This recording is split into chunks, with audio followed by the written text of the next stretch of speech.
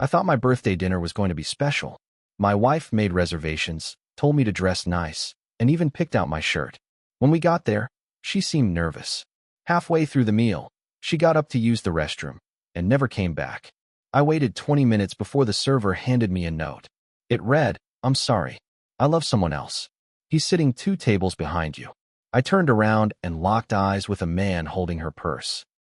I walked over, took it from him, and said, "You forgot your baggage. I live in Bellingham, Washington. It's a small city, quiet, green, and rainy. I've been married to Janelle for 5 years. We were together for 7. No kids, but we talked about it here and there. We own a little house near Lake Whatcom. I work at an auto parts store. She's in marketing, works downtown. Things weren't perfect between us, but I thought we were solid. We had our fights, yeah?" She said I wasn't emotionally available. I said she spent too much time at work and always had her head buried in her phone. But we made it work, or so I thought. It was my 38th birthday. She woke me up with breakfast. Pancakes, bacon, coffee. Even had a little candle stuck in one of the pancakes. "You have plans tonight," she said, grinning. "Dress nice." She never did stuff like this. I was surprised. Honestly, I felt loved. I asked where we were going, but she told me it was a surprise. She laid out my clothes before I got home from work. Nice jeans, my blue button-up I never wear. She even ironed it. "You look handsome," she said while fixing my collar. We drove out to this Italian restaurant on the other side of town, Carmela's. Fancy. We'd only been there once, for our anniversary 2 years back. The place had low lighting, candles on every table, old Frank Sinatra playing softly from the speakers.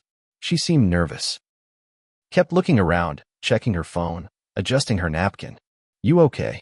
I asked. She smiled too fast. "Yeah, just thinking about work."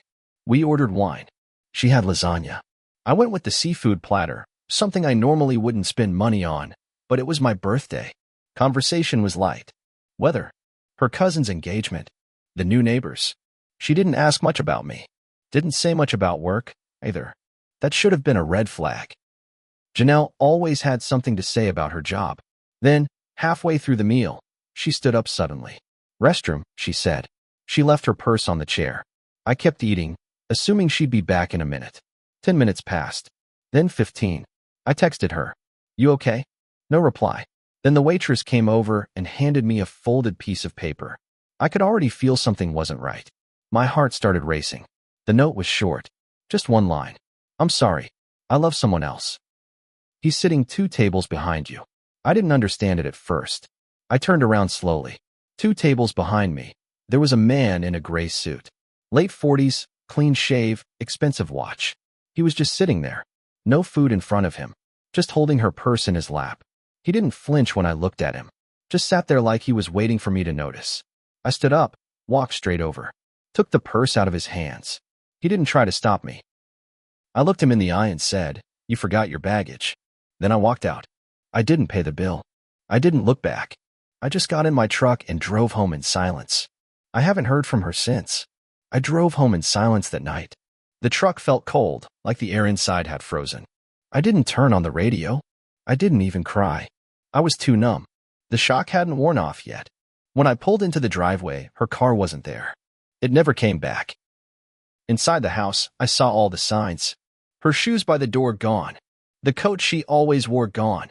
The hallway table where she kept her keys and wallet was empty. Her closet? Half empty. She'd packed a bag, maybe more. Maybe over the last few weeks.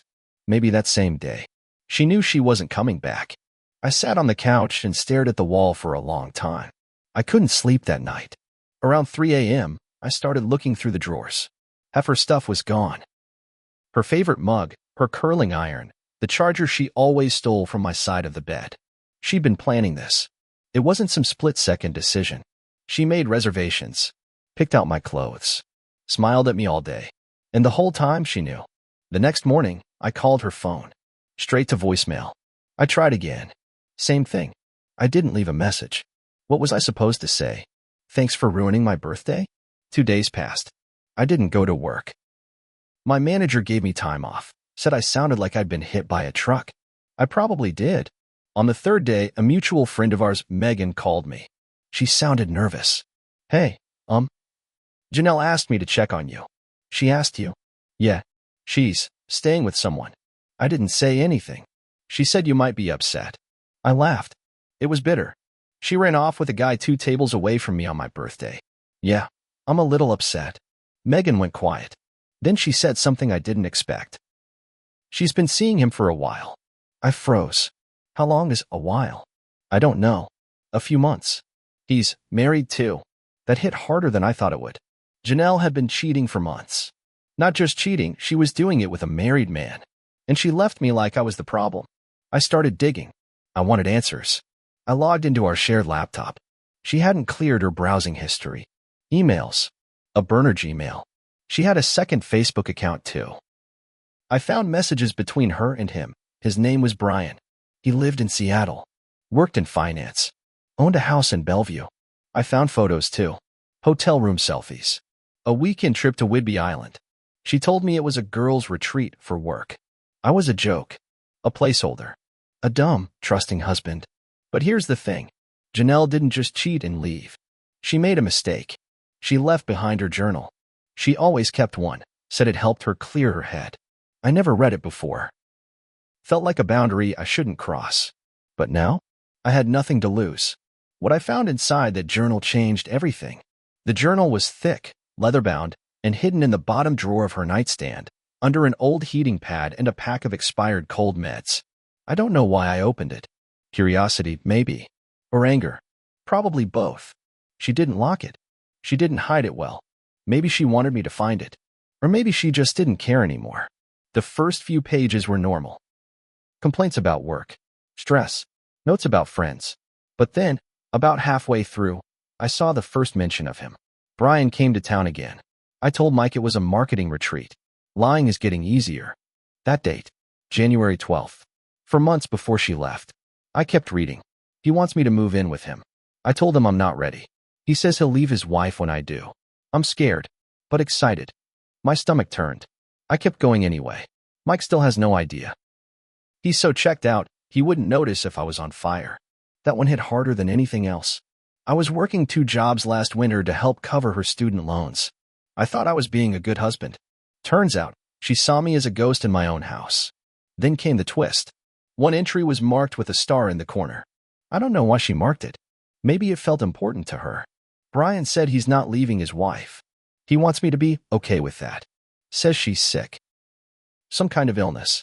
I feel awful, but also pissed. I've wasted so much time. I stopped cold. So he was lying too. Brian, her new life, wasn't exactly available. He told her he was going to leave his wife, then pulled the rug out from under her. And yet she still left me. The next few entries got darker. She sounded confused. Angry. She mentioned money problems. Guilt. Regret. Then something else. A mention of my name. Mike might be smarter than I think. He asked if I was okay the other day. I lied, of course, but I think he suspects something. I did suspect. Not directly, but things had felled off. I just didn't want to believe it. And then I found something I didn't expect, an entry dated just 2 days before my birthday.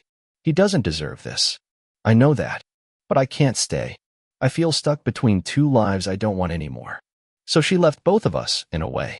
But the last page? That's where it really twisted. If things blow up with Brian, I might need to come back. Mike won't take me back at first, but I know him.